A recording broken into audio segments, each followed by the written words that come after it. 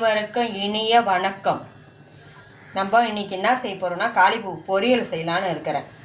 அதனால் இந்த பாருங்கள், சுட்டணிப்புல போட்டு நல்லா இதுமாரி ஃப்ரெஷ்ஷாக பண்ணி வச்சுக்கணும். இதுமாரி அரிஞ்சு வச்சுக்கணும். எப்படி இருக்குது பார்த்தீங்களா? இதுமாரி அரிஞ்சு வச்சுக்கணும்.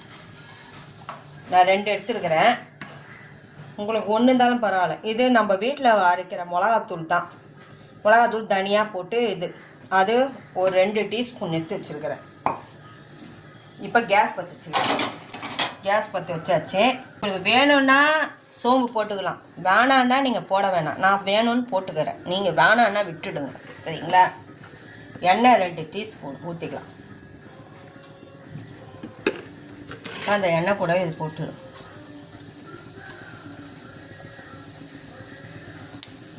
சும்மா வாசனைக்காக. சரிங்களா?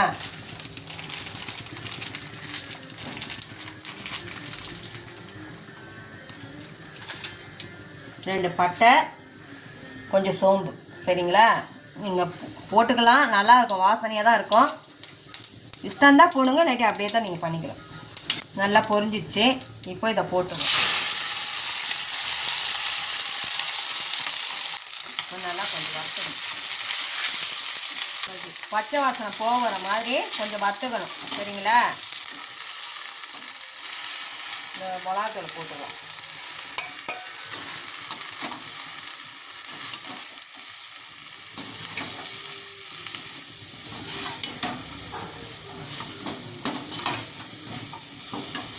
ஒரு டீஸ்பூன் போட்டுக்கலாம். உப்பு,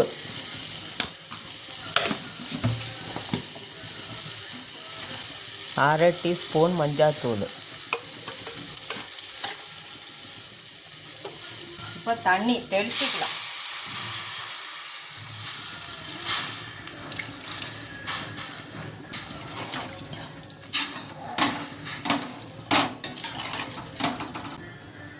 ஒரு 5 நிமிஷம் இப்படி இருக்கட்டும். அப்புறமா பாருங்கள் எப்படி ஆயிடுச்சு பார்த்தீங்களா?